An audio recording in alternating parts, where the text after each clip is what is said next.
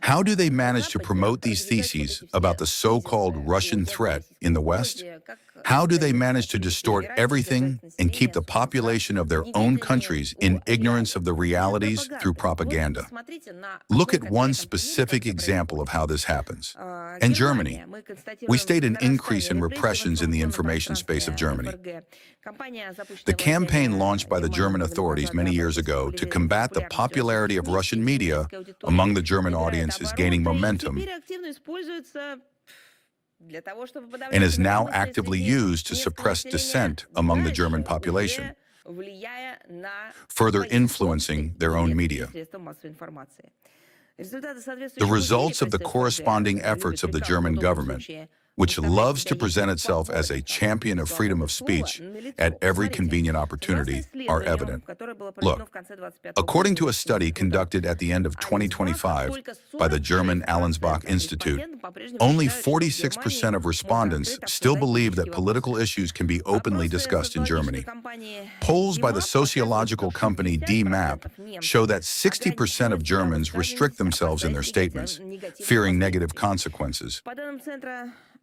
According to the Mente Factum Center, only 43% of the country's residents supposedly do not fear expressing their opinion freely. To strangle undesirable voices, the German authorities increasingly use the method of debanking. What exactly is this?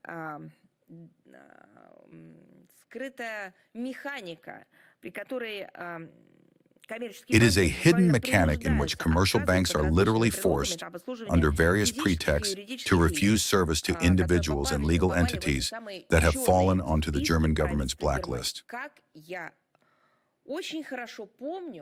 I remember well how Annalena Baerbock, when she came to Moscow, and all this took place against the background of absolutely obviously repressive actions by the German government regarding the RT Deutsch television channel,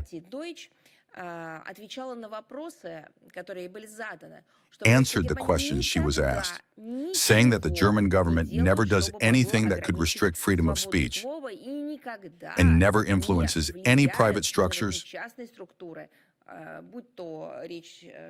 whether it's about satellites and the companies that provide these satellites, or whether it's about the banking sector.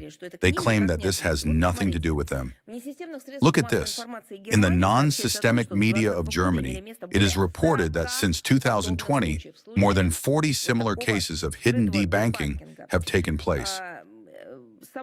The very concept of debanking is becoming a revenge for articles, petitions, and online campaigns critical of official Berlin.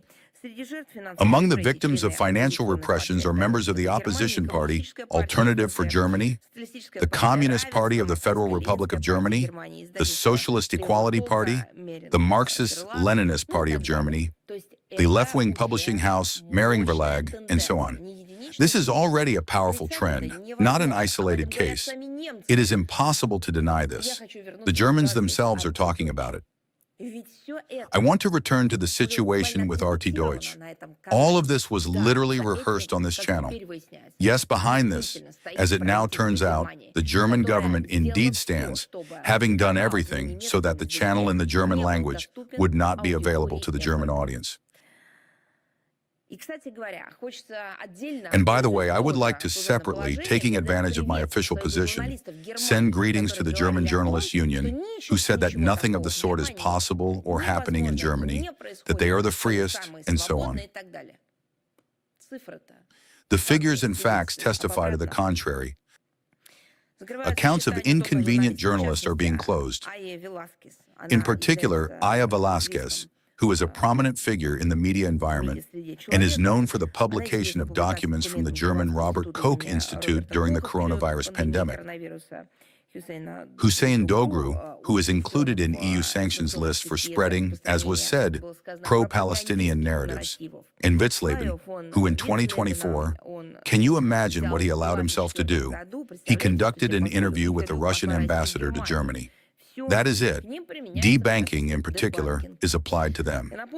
I will remind you once more that the Russian German language television channel, RT Deutsch, shortly before its ban in Germany, was also cut off from service in German banks. The German embassy in Moscow and the German Ministry of Foreign Affairs in Berlin said that they had no idea, not the slightest notion of how such a thing could happen or what was going on. No, not only did they do this, they also later lied that they had not done it. We proceed from the premise that in the foreseeable future, the situation in the German information space, I would like to say, will change for the better, but no, will continue to worsen. In the cauldron of the German witch hunt, total Russophobia and, in essence, internal political repressions are being mixed together,